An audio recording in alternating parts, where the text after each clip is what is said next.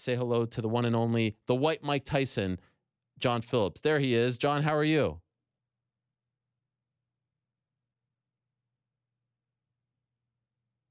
John, can you hear me? Good, thanks, Ariel, bro.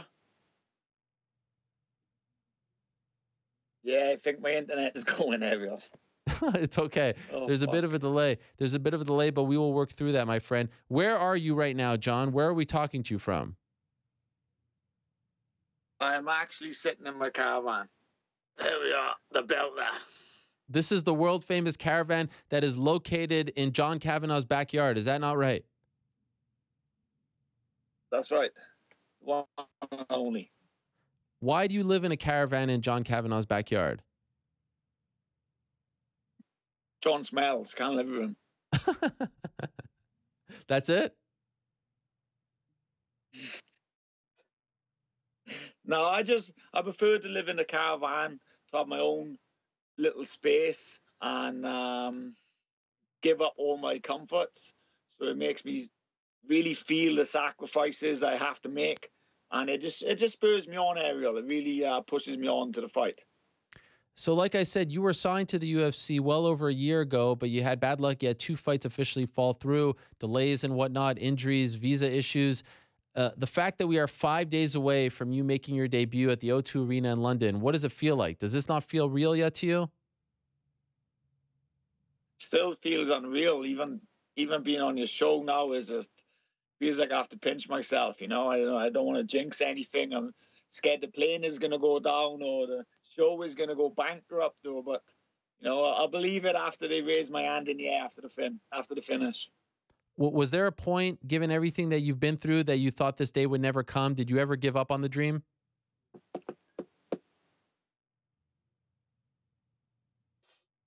I think I've lost them. Did you lose me? John, did I lose you?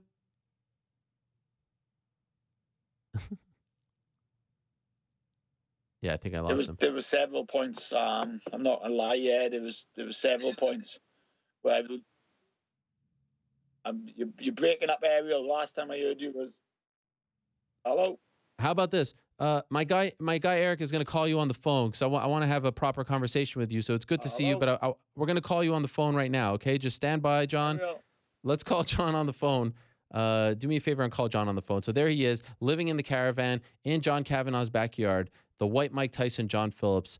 This is a man who, as I said, had been signed to the UFC well over a year ago. Officially had 2 fights fall through, some due to visa issues, but also injuries as well. He left Wales, left his fiance, left his family and friends, went to go train at SBG Ireland. In fact, our friends over at the 42.ie wrote a fantastic story.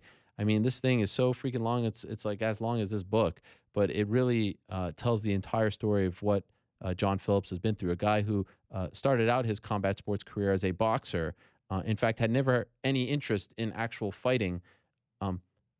Okay, so let's check back in with John. John, are you there? Yeah, I'm here, Ariel. Okay, we'll do it this way because I wanna hear from you. It was good to see you in the caravan, but I want to hear from you. I want to ask just the question that I asked you was: did you ever lose hope? Since you have been through so much, it's very rare for someone to be signed by the UFC and sit on the sidelines for well over a year. Did you ever think that, all right, this just isn't going to happen for me? Yeah, I've got to be honest there, really. I did. And I was really, really low at a point, but something just kept telling me that this was a test. And it was just, you know, testing me to see how much I really wanted it. And if I could give any advice to anyone that's thinking, you know, about chucking a towel in, just keep pushing and keep pushing. It'll happen. You want it to happen. You want it bad enough. You'll get there in the end. Just keep pushing. Your story is the stuff movies are made of, but and we could probably talk for an hour or so, but I just wanted to start at the beginning. From what I understand, you never had interest in being a fighter. You obviously developed into a great fighter in the boxing and now MMA world, but is it not that you were just kind of being a mischievous kid and you were caught like throwing some rocks at a mirror, and it happened to be a gym, and these guys said, all right, well, we're either going to call the cops or you're going to have to come train with us, and that's how your fighting career began? Yeah, that's right. It's totally right. Yeah. And so what? I was actually Go ahead. I was actually smashing the windows of a boxing gym. But I didn't know it was a boxing gym. I thought it was a derelict building. And they come out and grabbed hold of me and were like, right, you either come in here and do a session, or we ring the police and ring your parents. So it was like either get in loads of trouble or go into the gym. And once you started training, you just fell in love with it, or did it take some time? To be honest, I think I was a kid that weren't really getting attention from anywhere, you know.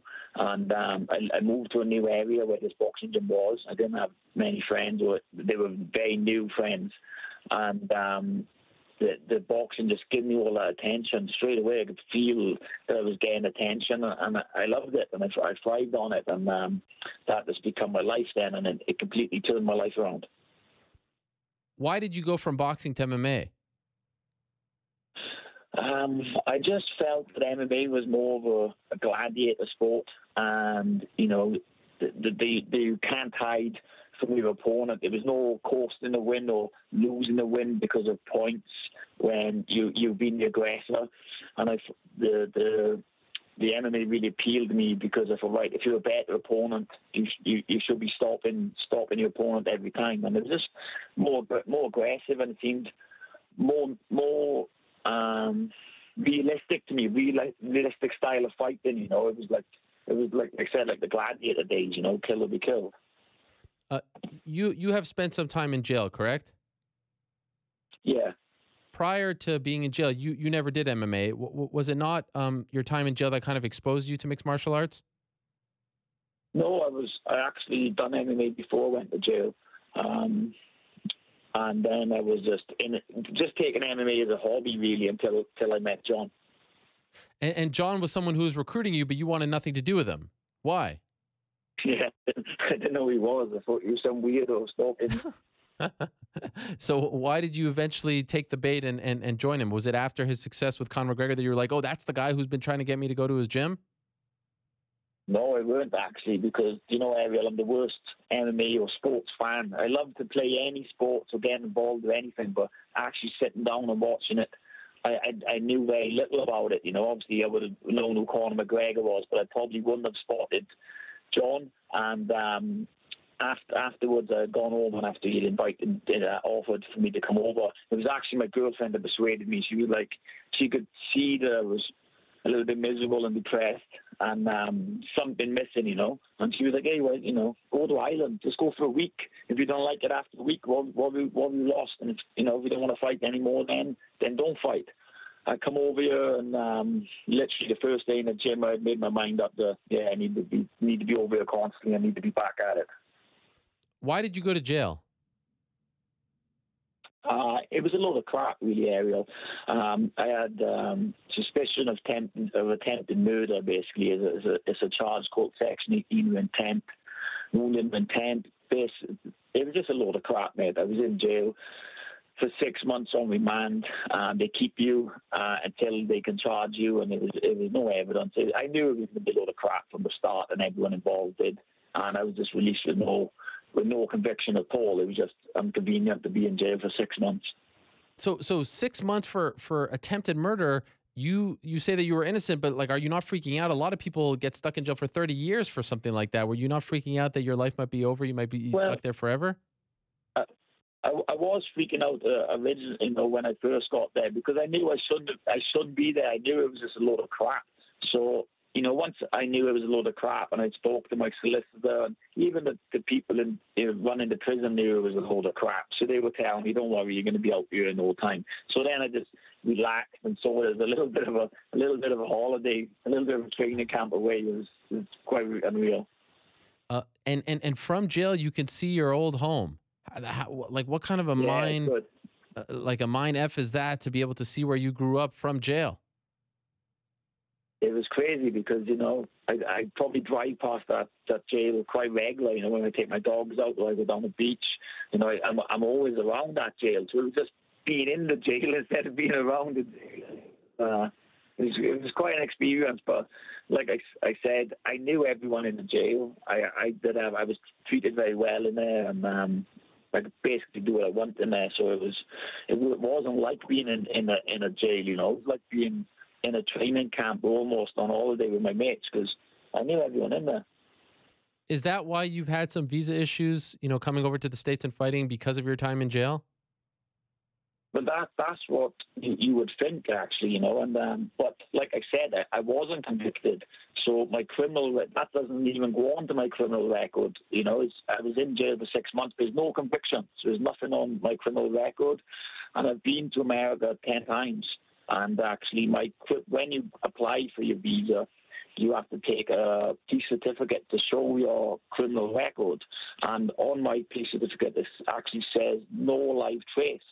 And when I inquired and asked, what does this no live trace mean? They said, well, you've got a criminal record, John, but it was from so long ago and so minor that the actual police see it as it's irrelevant now. It's so little, It was when I was younger, probably like criminal damage and shoplifting or car theft.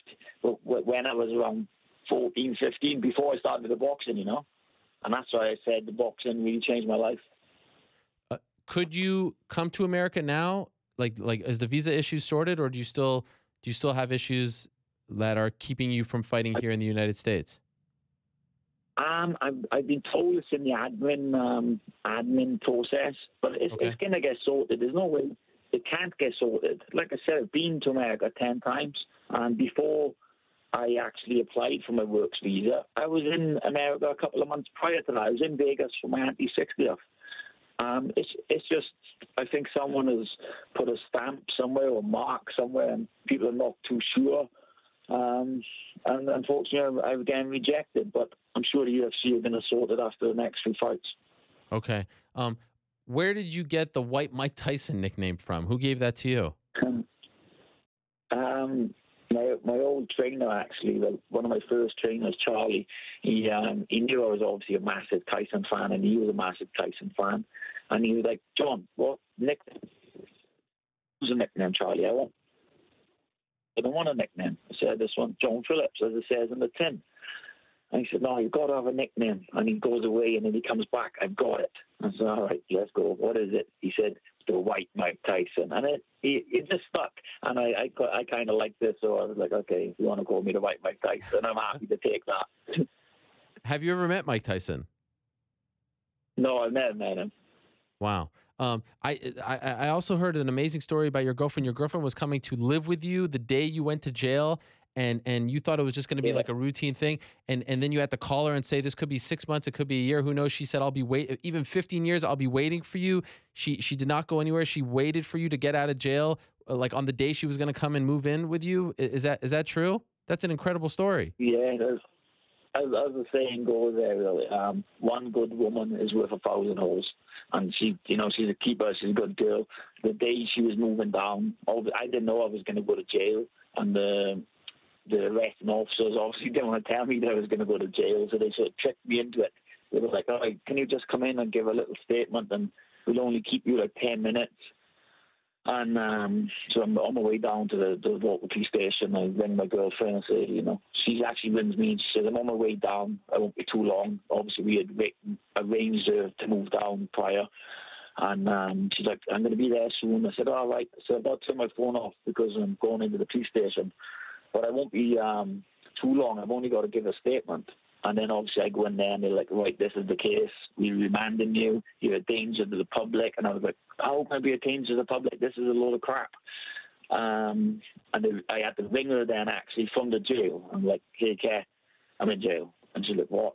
I said, it gets worse. I said, look, I couldn't be in there. I know it's a load of crap. I said, at the best case scenario, I'm going to be in there for 6 months. I said, the worst case scenario, I could be in there for 15 years. I said, so, if you want to call it a day now and go back to Bristol, then so be it, it's your choice. And she turned around and said, no, I don't care if you're in there for 6 months or 15 years, I'll still wait when you come out. And I just broke my heart. And again, I've been filled up about it. Wow, that is unbelievable. And you're still together now? Yeah. Have you proposed to her? Have you gotten married yet? No, she's still on probation. Why probation? No, not actual probation. Oh. Not a bunch of loons over there, Ariel. No, I know, but why? I mean, this girl, you should have married her the day you got out of jail. I mean, what kind of loyalty is that? That is the most amazing story I've ever heard. I took her straight to Paris, and we got engaged in Paris.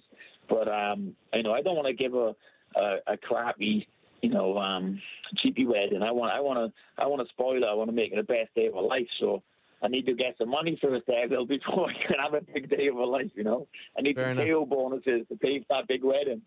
I certainly understand where you are coming from. So here you are on the cusp of something great, finally realizing that dream of fighting in the UFC. You're fighting a guy named Charles Byrd who's also making his UFC debut. I get the feeling it doesn't really matter, right? I mean, you just getting in there is a victory in its own right. Of course, you want to win, but like the opponent, all those little details, you don't strike me as the kind of person who is stressing over that.